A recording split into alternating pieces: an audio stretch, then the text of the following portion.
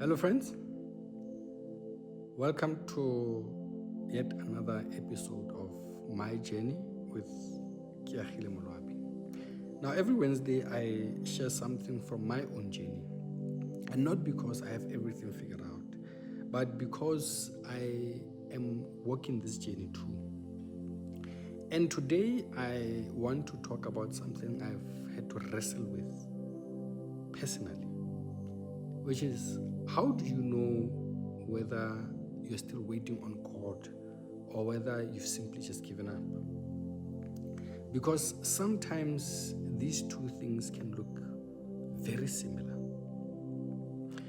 Because there have been seasons in my life where I've waited a very long time for things to change.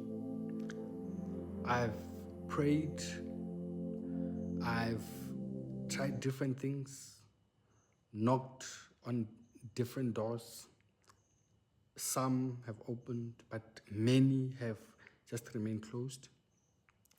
And after a while, you start asking yourself, am I still waiting, or am I just holding on to something that is never going to happen? And that's a very difficult question, because when you've been disappointed enough times, giving up can actually start to sound like wisdom. Because then you start telling yourself, maybe I should just be realistic. Maybe I expected too much. Maybe it's time to move on. And yes, sometimes it's wise to move on. It's the right thing to do. But what I've learned is that there's a difference between releasing something into God's hands and quietly abandoning hope because you're tired. I can think of many times in my own life where giving up would have been completely understandable.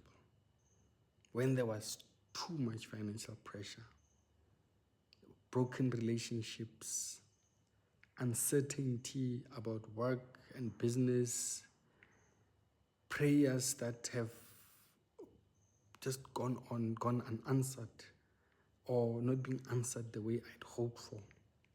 And there have been moments where I've thought to myself, how long can I keep doing this?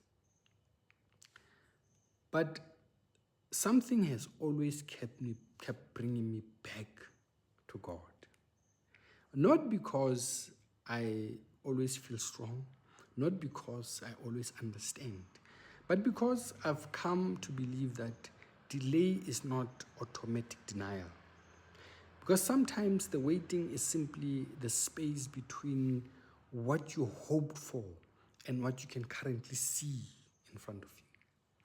And in my book, I describe it as the space or the gap between what God has said and what our eyes can see. It is uncomfortable and it raises a lot of questions. But it isn't necessarily evidence that we've been abandoned. And here's what I am learning. I'm learning that waiting is not doing anything. Waiting is active.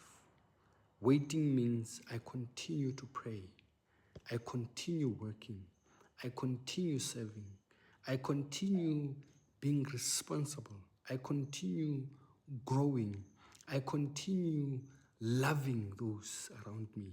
I continue taking care of the responsibilities that God has already assigned to me.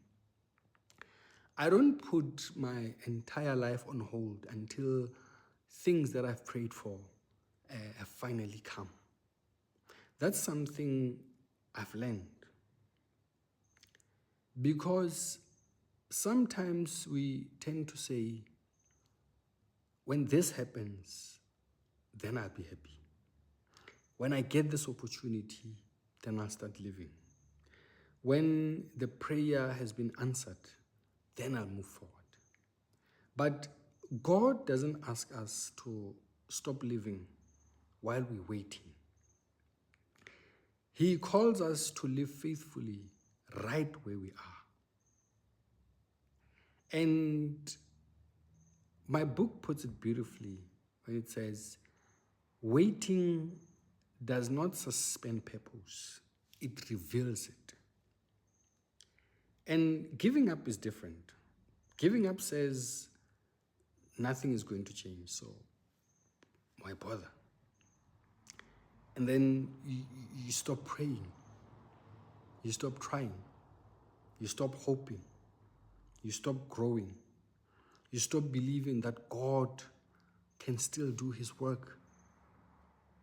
And sometimes giving up, it doesn't happen dramatically. Sometimes it happens quietly because you simply stop taking the next step. And that's why I love the idea that perseverance isn't necessarily some heroic act of strength. Sometimes perseverance is simply choosing to stay the course, staying faithful, staying prayerful, staying open to God. And sometimes all you can do is just take one more step. Now, I want to be very careful here because I'm not saying that faith means you keep pursuing something indefinitely when God is clearly redirecting. I'm not saying that every door that is closed will eventually open. And I'm certainly not saying that you should ignore reality. Sometimes God does close doors. Sometimes he changes your direction. Sometimes he asks you to release something that you've been holding on to. Faith isn't stubbornly insisting on the outcome that it wants. Faith is trusting God enough to follow him even when his answer is different from what we expected. And that's the difference. And so perhaps what I'm learning is this. Waiting means that I trust God with the outcome while remaining faithful with what he has placed in front of me today. I don't know how everything in my life is going to unfold. I don't know when every prayer will be answered. I don't know what the next chapter looks like. But what I do know is what I can do today. And what I can do today is that I can continue to pray. I can work. I can serve. I can laugh. I can grow. I can take that next step. And most importantly, I can live tomorrow in God's hands. And so, if you're watching this video today and you're wondering, am I waiting on God or have I given up? Maybe ask yourself these questions. Am I still turning towards God? Am I still taking the next faithful step? Am I still willing to be led even when God's answer isn't what I expected? And if your answer is yes, then perhaps you have not given up. Perhaps you are simply tired. And being tired doesn't mean you're faithless. Sometimes you don't need to quit. Sometimes you just need to rest. And then take one more step. Because the chapter that you want to end may not be the end of your story. Thank you for joining me for another episode of my journey. I would really love to hear from you. Are you in a season of waiting right now? What is God teaching you through it? Share your story in the comments. You never know. Your words may be the encouragement that someone else needs to take their next step. Until next Wednesday, friends, keep working, keep trusting, and remember, God is faithful between the promise and the fulfillment. Blessings.